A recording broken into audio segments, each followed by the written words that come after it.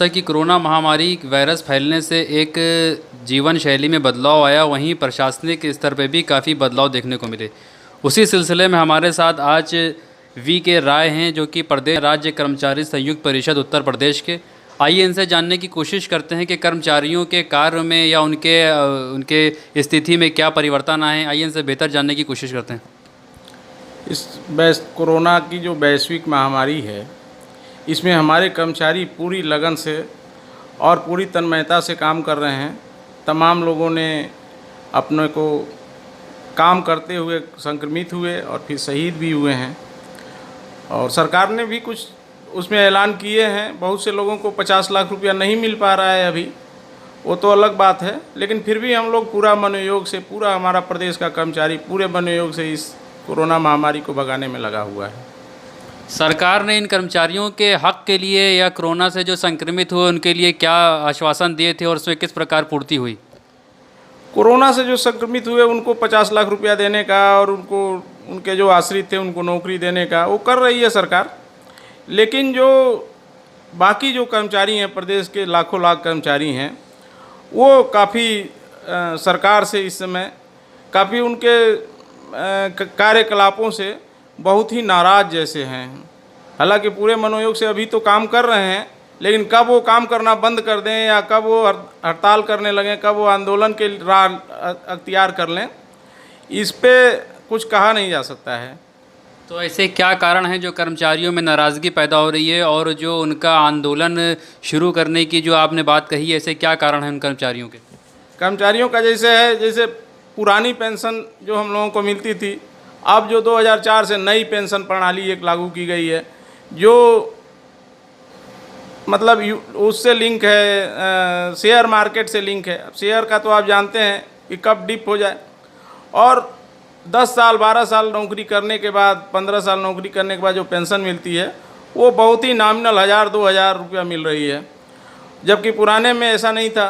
तमाम मंत्री को, विधायक को, हमारे माननीय सांसदों को पुरानी पेंशन मिल रहा है। 5 साल की ही उनकी सेवा पर पुरानी पेंशन। हमारे यहाँ 30-30 साल से लोग, 32-32 साल, 35-35 साल से जो लोग रिटायर हो रहे हैं, उनको एक नई पेंशन प्रणाली के तहत जो है उसको कर दिया जाएगा। तो इससे लोगों में बहुत ही आक्रोश है। तो एक कर्मचारी संगठन के प्रदेश महामंत्री होने के नाते उन कर्मचारियों के हक के लिए आपकी सरकार से अपनी क्या मांगे?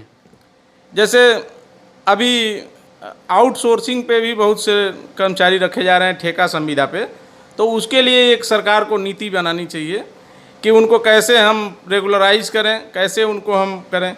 दूसरा जो मांगे हैं, जैसे DA/DR हम लोगों के अभी तक 2021 तक फ्रीज कर दिए गए हैं।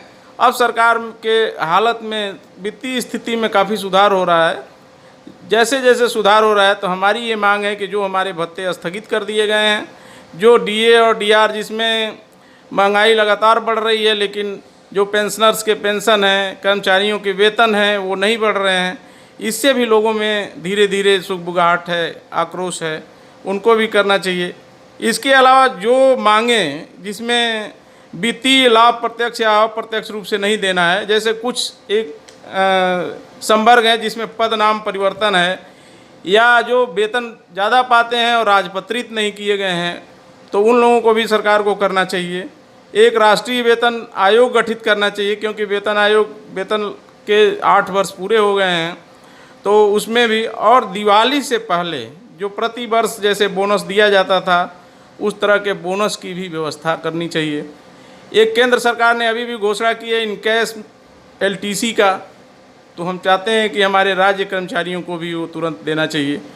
और एक सबसे अहम एक मुद्दा इस समय बहुत गर्म है कि 50 वर्ष के बाद सेवानिवृत्ति या 30 वर्ष की जिनकी सेवा हो गई हो, हम उसका पुरजोर विरोध करते हैं। क्योंकि वैसे भी सेवा में आने का जो समय है वो 40-45 वर्षों तक लोग सेवा में आते हैं, और फिर 50 वर्ष बाद उनकी छटनी होने लगेगी।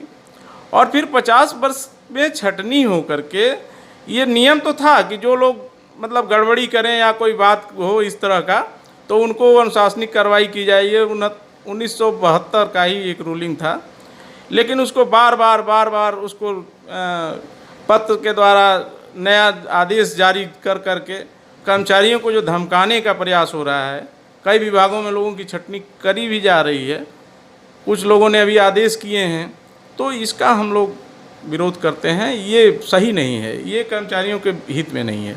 अपनी मांगों को लेके आपने सरकार या अपने आला अधिकारी को इस संबंध में क्या कुछ ज्ञापन दिया?